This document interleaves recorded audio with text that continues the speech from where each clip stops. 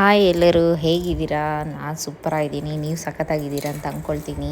ಇವತ್ತು ಈಸಿಯಾಗಿ ಆಗೋವಂಥ ಒಂದು ರೈಸ್ ಬಾತ್ ಹೇಗೆ ಮಾಡೋದು ಅಂತ ನೋಡ್ಕೊಳ್ಳೋಣ, ಹೋಟೆಲ್ ಸ್ಟೈಲು. ಸೊ ಬನ್ನಿ ಹೇಗೆ ಮಾಡ್ಕೊಳ್ಳೋದು ಅಂತ ನೋಡ್ಕೊಳ್ಳೋಣ. ಮೊದಲಿಗೆ ನಾನು ಮಿಕ್ಸಿಗೆ ನೋಡಿ ಒಂದು ಹಿಡಿಯಷ್ಟು ಪುದೀನ ತೊಗೊಳ್ತಾ ಇದ್ದೀನಿ. ಪುದೀನ ಒಂದು 3 ಟೊಮೆಟೊ ತೊಗೊಂಡಿದ್ದೀನಿ. ಸೊ 2 ಟೊಮೆಟೊ ಮಿಕ್ಸಿಗೆ ಹಾಕ್ಕೊಳ್ತಾ ಇದ್ದೀನಿ, 1 ಟೊಮೆಟೊ ಹಾಗೆ ಇಟ್ಕೊಂಡಿದ್ದೀನಿ, ಹಾಗೆ ಹಾಕೋದಕ್ಕೆ. ಸೊ ಚೆನ್ನಾಗಿರುತ್ತೆ ಟೇಸ್ಟು.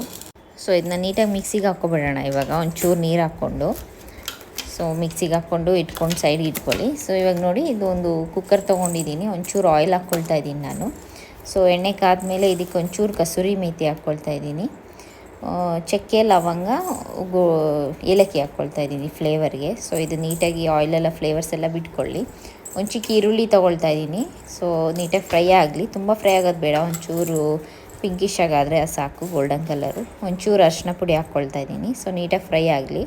ಸೊ ನೋಡಿ, ಈ ಕಲರ್ ಬಂದರೆ ಸಾಕು. ಇವಾಗ ಇದಕ್ಕೆ ಒಂದು ಸ್ಪೂನಷ್ಟು ನಾನು ಶುಂಠಿ ಬೆಳ್ಳುಳ್ಳಿ ಪೇಸ್ಟ್ ಹಾಕ್ಕೊಳ್ತಾ ಇದ್ದೀನಿ. ಸೊ ಶುಂಠಿ ಬೆಳ್ಳುಳ್ಳಿ ಪೇಸ್ಟ್ ಹಾಕಿದ್ಮೇಲೆ ಅಷ್ಟೇ, ತಳ ಹತ್ತದಿದ್ದಂಗೆ ನೀಟಾಗಿ ಫ್ರೈ ಮಾಡ್ಕೊಳ್ತಾನೆ ಇರಬೇಕು. ತಳ ಹತ್ತಿರ ನಿಮ್ಗೆ ಫ್ಲೇವರ್ ಚೆನ್ನಾಗಿ ಬರೋದಿಲ್ಲ.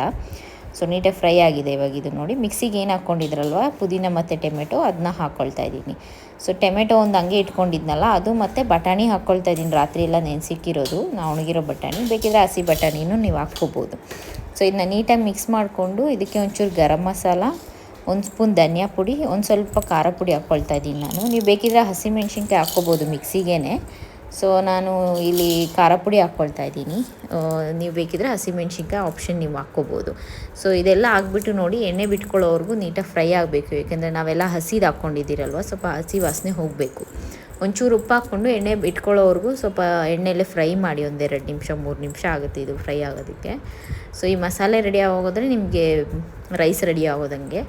ಸೊ ನೋಡಿ, ನೀಟಾಗಿ ಫ್ರೈ ಮಾಡ್ಕೊಳ್ತಾ ಇದ್ದೀನಿ ನಾನು. ಈ ಕಲರ್ ಬಂದರೆ ಸಾಕು. ನೋಡಿ, ನೀಟಾಗಿ ಎಣ್ಣೆ ಬಿಟ್ಕೊಂಡಿದೆ. ಇವಾಗಿದು ನಾನು 2 ಗ್ಲಾಸ್ ಹಾಕಿಗೆ 4 ಗ್ಲಾಸ್ ನೀರು ಹಾಕ್ಕೊಳ್ತಾ ಇದ್ದೀನಿ. ಸೊ ನೀಟಾಗಿ ಬಾಯ್ಲ್ ಆಗಲಿ ಇವಾಗಿದು ಎಣ್ಣೆ. ಈ ಪಾಯಿಂಟಲ್ಲಿ ನೀವು ಉಪ್ಪು ಖಾರ ಎಲ್ಲ ಕರೆಕ್ಟಾಗಿದೆಯಾ ಅಂತ ನೋಡ್ಕೋಬೇಕು. ಸೊ ನೋಡಿ, ನೀಟಾಗಿ ಮಿಕ್ಸ್ ಮಾಡಿ.